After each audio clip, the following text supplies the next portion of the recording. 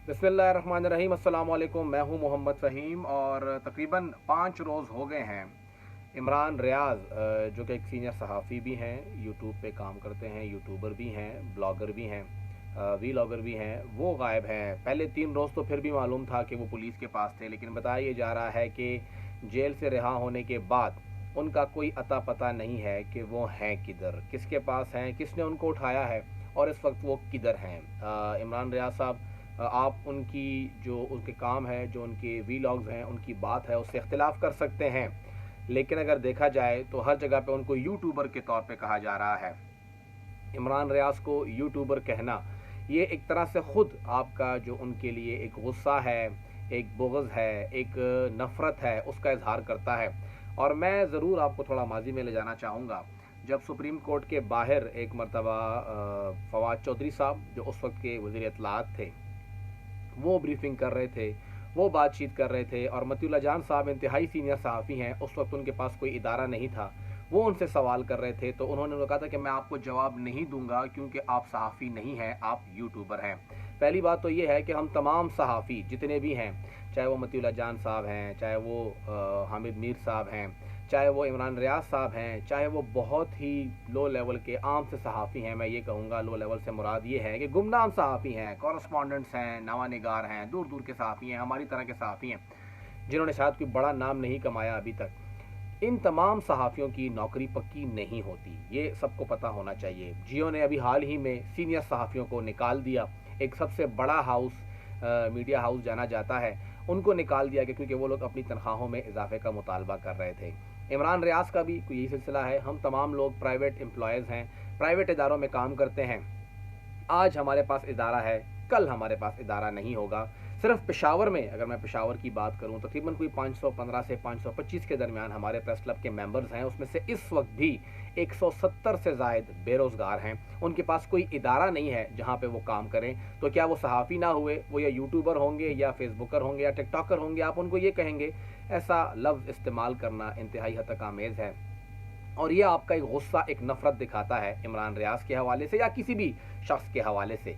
पहली बात तो ये है कि अगर इमरान रियाज़ सहाफ़ी नहीं भी है तो क्या वो इंसान भी नहीं है? इंसानी हकूक़ के जो हमारे अलमदार इदारे हैं वो किधर हैं इस वक्त? मुझे कहीं पे कोई मुज़ाहरा नज़र नहीं आया। पीटीआई उनके लिए वो मुज़ाहरे कर रही है, बात कर रही है, एहतजाज कर रही है। खान साहब ने भी बात की, सब ने बात की, क्योंकि उनका एक झुकाव उस तरफ था। लेकिन वो रियासत पाकिस्तान के शहरी हैं।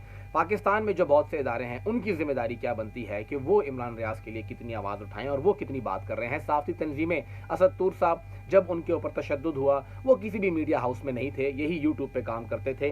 तब तो उनके लिए सहाफ़ी निकल आए, उन्होंने एहतजाज कर लिया। हामिद मीर साहब ने वहाँ पर तकरीर की और उन्हें फिर ऑफ एयर कर दिया गया, इस हद तक वो गए। और हम देख रहे हैं कि इस वक्त जितना मैंने देखा है, बहुत कम सहाफ़ी, बेहतरीन मिसाल मतीउल्लाह साहब ने जो है वो कायम की है कि उनके साथ उनका जो रवैया था वो एक साइड पे, लेकिन मतीउल्लाह साहब ने उनके लिए आवाज़ उठाई है, शाहज़ेब खानज़ादा ने उनके लिए आवाज़ उठाई है। तो ये तमाम सहाफ़ियों को आवाज़ उठानी पड़ेगी। और साथ ही साथ जो हमारी यूनियन है, चाहे वो फेडरल लेवल पर है, चाहे वो रावलपिंडी या लाहौर की सतह पर है, या खैबर यूनियन जर्नलिस्ट है, कराची है, इन तमाम को मुजाहरे करने चाहिए, इन तमाम को आवाज़ बुलंद करनी चाहिए कि क्यों एक शख्स को, एक सहाफ़ी को उठा के गायब कर दिया गया है। आप उसकी सहाफ़त पे एतराज़ कर सकते हैं, आप उनकी जो इज़हार राय है उसके ऊपर इख्तिलाफ़ कर सकते हैं, लेकिन आप किसी को गायब नहीं कर सकते कि अगले बंदे को आप गायब कर दें, किसी कुछ पता नहीं हो। मैं अगर थोड़ा सा आप लोगों को बताऊं तो ये खैबर पख्तूनख्वा के लिए कोई नई बात नहीं है। बलूचिस्तान और खैबर पख्तूनख्वा में ऐसे सैकड़ों लोग हैं जो कि गायब हैं, जिनका कोई अता पता नहीं है। दहशतगर्दी के इल्ज़ामात में अगर कुछ साबित होता है तो आप सज़ा दीजिए, लेकिन एक पूरा का पूरा बंदा ही गायब हो जाए, ये हमारे लिए बहुत कॉमन है। हमारी माओं के लिए, हमारी बहनों के लिए, हमारे बूढ़े बापों के लिए, हमारे भाइयों के लिए और हमारे बच्चों के लिए कि वो घर के मर्दों को ढूंढते रहें। बच्चे को नहीं पता कि उसका बाप किधर है, 8-10 साल हो गए उसका बाप गायब है। बीवी को नहीं पता कि वो इस वक्त सुहागन है या बेवा हो चुकी है, उसका शौहर गायब है। माँ को नहीं पता कि उसका बच्चा कहाँ है, वो क्या उसकी गोद अभी भी कायम और दायम है या वो उजड़ चुकी है, उसको नहीं पता। बाप को नहीं पता कि उसको कंधा देने वाला बेटा किधर है। ये सब कुछ खैबर पख्तूनख्वा में, बलूचिस्तान में होता रहा है। और पंजाब, मैं यहाँ पे थोड़ा गिला करूँगा हमारे पंजाब के साथियों से। गिनती के लोग थे, हामिद मीर साहब थे जो कि मिसिंग पर्सन के लिए बात करते थे, और कुछ लोग और थे। बाकी तमाम का तमाम पंजाब सो रहा होता था और वो कहते थे कि नहीं, ये सब लोग इस तरह हैं इसीलिए गायब हैं। आज वो आग पंजाब तक पहुँच गई, सब के सब गायब हो रहे हैं। तो आवाज़ اٹھانی پڑے گی۔ اور اس میں مین چیز یہ ہے کہ ہمارے ریاستی ادارے جو ہیں ان کے اوپر الزامات لگ رہے ہیں۔ میں یہاں پہ ضرور یہ بات کروں گا کہ پورا کا پورا ادارہ کبھی اس میں انوالو نہیں ہوتا، چند لوگ ہوتے ہیں اور پھر وہ اس پورا کا پورا مسئلہ بنا دیتے ہیں۔ پولیس سب سے پہلے ذمہ داری پولیس کی بنتی ہے۔ ایک خاتون جج جب سخت بات کرتی ہے لاہور ہائی کورٹ میں تو شام ہونے سے پہلے اور یا مقبول جان گھر پہنچ جاتے ہیں، تو مطلب وہ کہاں تھے سب کو پتہ ہے۔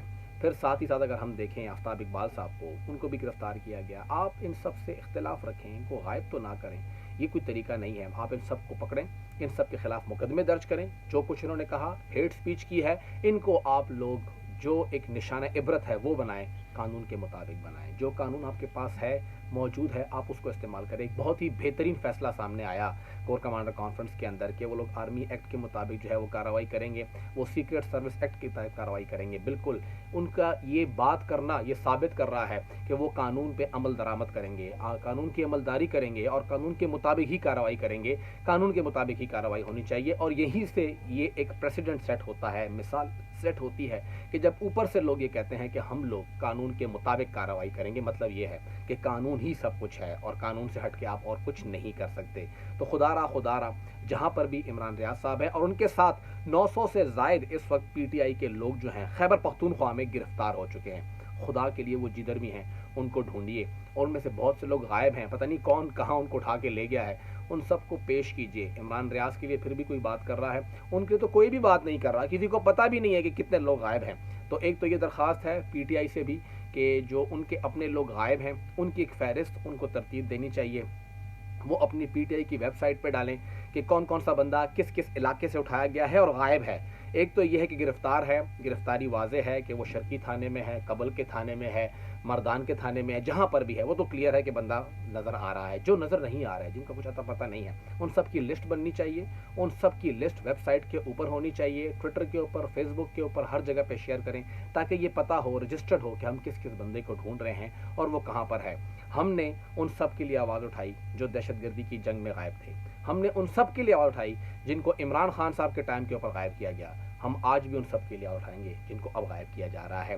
نہ پہلے غائب کرنا ٹھیک تھا اور نہ اب غائب کرنا ٹھیک ہے۔ نہ پہلے جس طرح سے شہباز شریف صاحب کی اہل خانہ جو خواتین تھی، مریم نواز صاحبہ ہو گئی، نواز شریف صاحب کا خاندان ہو گیا، فریال بی بی ہو گئی جو زرداری صاحب کی تمام فیملی کی خواتین ہیں، نہ ان کو عدالتوں میں گھسیٹنا، جیلوں میں رکھنا، گرفتار کرنا ٹھیک تھا اور نہ اب پی ٹی آئی کی خواتین کے ساتھ ٹھیک ہو رہا ہے۔ ہمیں یہ سبق سیکھنا ہوگا۔ ہماری ان تمام جو تنظیمیں ہیں، ہماری تمام جو سرکاری سیاسی جماعتیں ہیں، ان کو سیکھنا ہوگا۔ جب تک ہم سیکھیں گے نہیں ہم آگے بڑھیں گے نہیں۔ اور ہم دیکھیں تو ہم بار بار وہی ریپیٹ کر رہے ہیں۔ مجھے یاد نہیں ہے لیکن میں سنتا ہوں اپنے والد سے کہ جو کچھ 70 کی دہائی میں ہوا، جو کچھ 80 کی دہائی میں ہوا، جو کچھ 90 کی دہائی میں ہوا، آج بھی وہی سیاست ہو رہی ہے، آج بھی وہی سب کچھ ہو رہا ہے۔ ہم کچھ سیکھ نہیں رہے، ہم سیکھیں گے نہیں تو ہم ڈیولپ نہیں ہوں گے۔ ہم بھارت سے کمپیریزن تو کرتے ہیں لیکن ہم بھارت سے کچھ سیکھ نہیں رہے ہیں۔ ہمارا دشمن ملک ہے لیکن ہم سے بہت آگے ہے، ہمیں ان کا مقابلہ کرنا ہے تو ہمیں اکٹھا ہونا پڑے گا۔ سب سے پہلے رول آف لا، قانون کی عمل درآمد جو ہوگا، قانون کی عملداری جو ہے ہمیں وہ یقینی بنانی ہے۔